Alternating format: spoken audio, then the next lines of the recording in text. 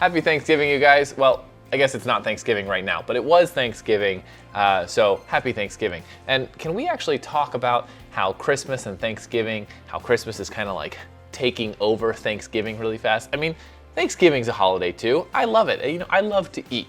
So Thanksgiving deserves all the respect that other holidays get. You know, it's still a holiday. Jeez. Will Simpson here, and welcome to Exploring Photography. Masking in Lightroom can kind of be a little bit challenging. I mean, you have your brush tool, you have your radial filter, and you have your graduated filter, but there's no like precision tool like in Photoshop, for example. You know, you have your quick select, you have your lasso, you have your polygon, you have all these selection tools. In Lightroom, you're kind of limited. So I'm going to show you two little tips to help you mask using the brush tool.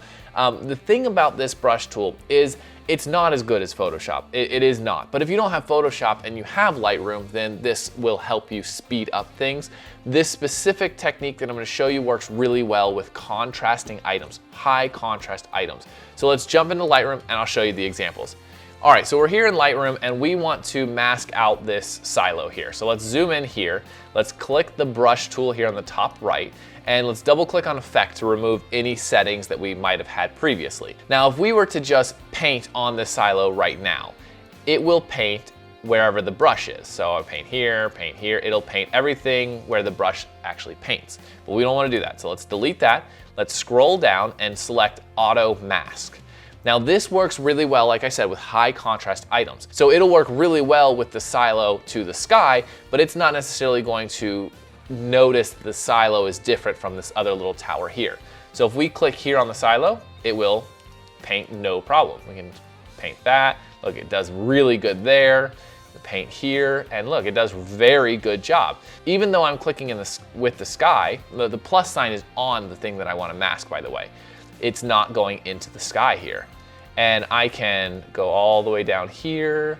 Now it's gonna kind of blend here. It kind of messed up there. It's not a perfect tool. They could definitely make this a lot better.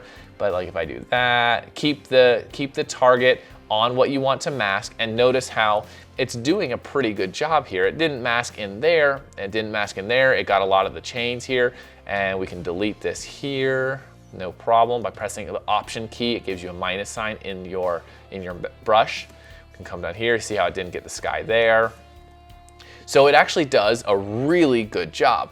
Now, if we were to come over here and put the plus sign there, it's not gonna be able to tell the difference because they're two dark items, so it thinks it's the same. However, it does a great job. So then we have our silo masked, and let's turn off the overlay and see, we can brighten it up, can darken it down, and no effect on the sky. So that's a super, super easy thing to do to give you really nice masks. Now, the other thing that you can do, let's go ahead and delete that one. Let's zoom in here again. This is really cool too. So this works with adding the mask or subtracting the mask. So go ahead and click here on the silo, press and hold Shift, go down here and click again, and it gives you a perfectly straight line. Then you can go over here, click here, gives you another straight line. You can click here.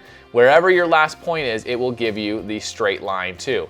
And that's just by holding Shift. It makes it so easy to mask things like this. If you were to mask this whole silo real quick, just click the auto mask, go ahead and paint all around here, keep the plus sign on the silo, and then you could just go Shift, bam, bam, done. You could delete this here, because that just kind of slipped over. Auto mask on, oh, nope. Got to keep the plus sign on the item. Scroll down here. Now, because the auto mask isn't gonna necessarily find the difference here, click here, press Shift, click down, and boom. It's pretty close. You can go ahead and clean that up a little there, no problem. So let's go on to the next example, and this is another good example that it'll work really well. Click the brush tool, make sure auto mask is selected, let's delete that one, and then just keep the plus sign on me, and you'll notice that it masks me almost perfectly. I mean, that is not bad. Look how quickly that was. That was so easy to mask. And that's it. That is the quick masking tip that you can use. It works, again, really high with high contrast items, but it can save you tons of time. So if this video was helpful, give it a like, subscribe if you haven't already. I do videos like this every Monday at 7 p.m. There's actually a link in the description that you can sign up for emails, which will give you tips, tricks, first looks, giveaways, etc. Anyways, Thank you guys so much. I hope you enjoyed the video. I will see you guys next Monday. Oh, and happy Thanksgiving.